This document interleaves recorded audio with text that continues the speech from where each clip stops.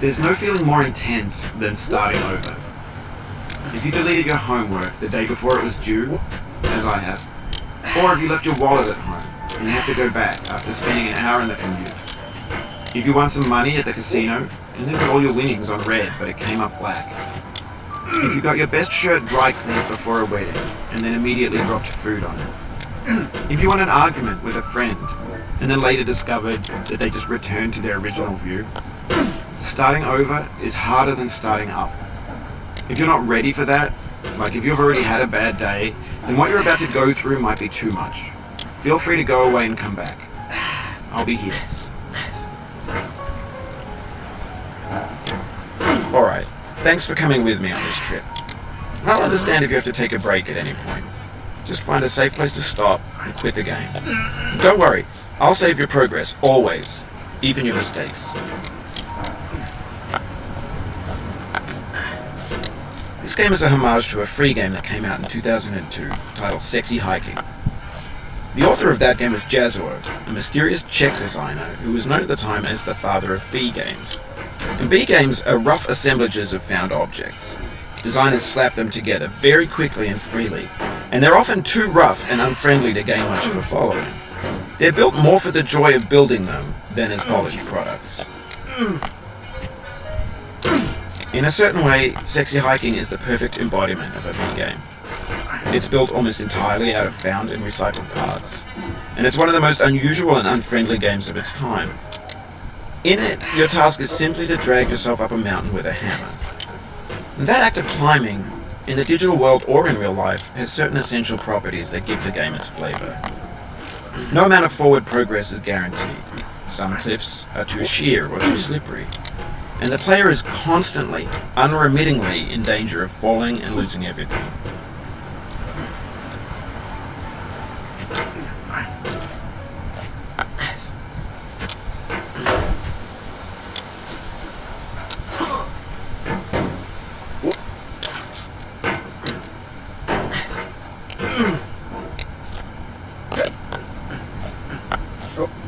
Oh, you just lost a lot of progress.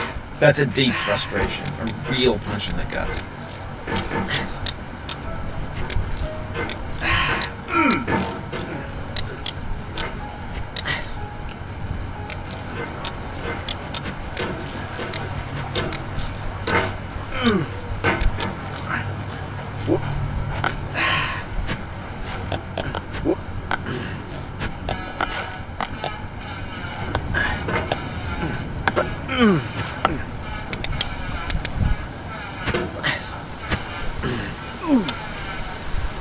Anyway, when you start Sexy Hiking, you're standing next to this dead tree that blocks the way to the entire rest of the game. It might take you an hour to get over that tree, and a lot of people never got past it. You prod and you poke at it, exploring the limits of your reach and your strength, trying to find a way up and over. And there's a sense of truth in that lack of compromise. Most obstacles in video game worlds are fake. You can be completely confident in your ability to get through them once you have the correct method or the correct equipment or just by spending enough time. In that sense, every pixelated obstacle in Sexy Hiking is real.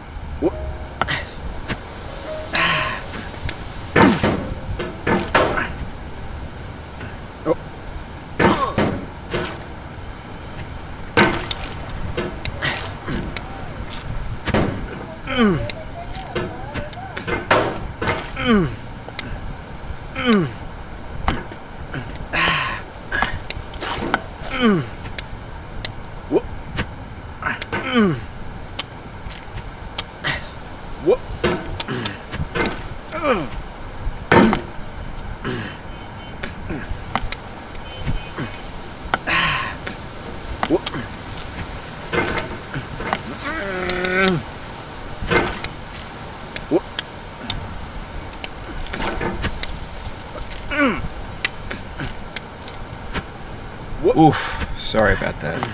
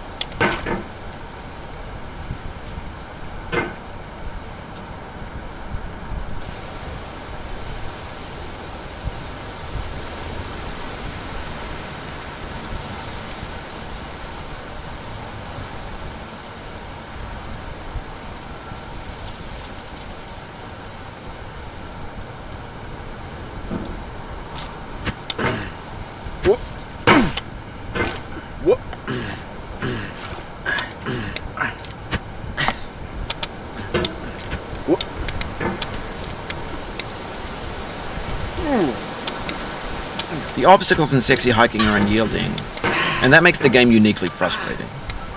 But I'm not sure Jazzuo intended to make a frustrating game. The frustration is just essential to the act of climbing, and it's authentic to the process of building a game about climbing. A funny thing happened to me as I was building this mountain. I'd have an idea for a new obstacle, and I'd build it, test it, and it would usually turn out to be unreasonably hard. But I couldn't bring myself to make it easier. It already felt like my inability to get past the new obstacle was my fault as a player rather than as a builder. Imaginary mountains build themselves from our efforts to climb them, and it's our repeated attempts to reach the summit that turns those mountains into something real.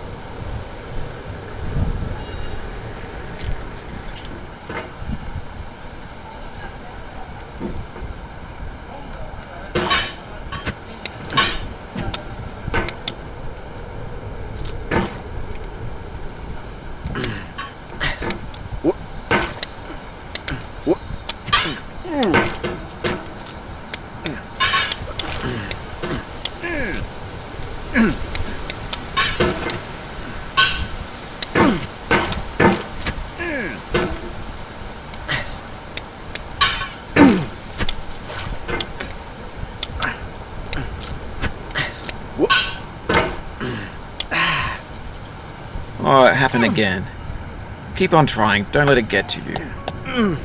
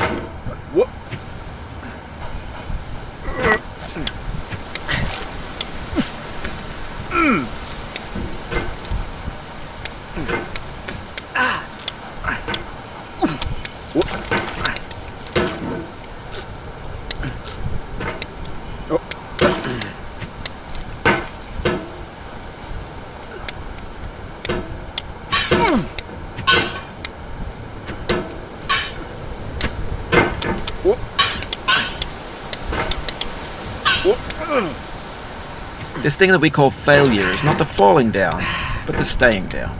Mary Pickford.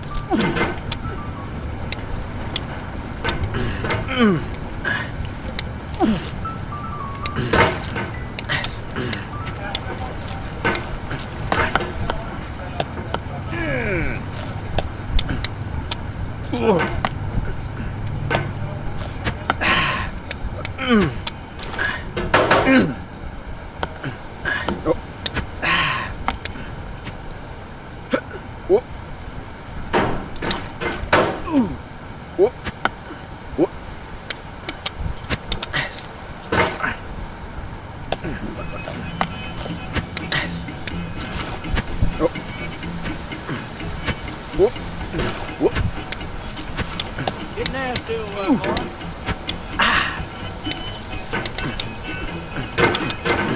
Going down the road feeling bad. I'm going down the road feeling bad. Going down the road feeling bad, and I ain't gonna be treated this way.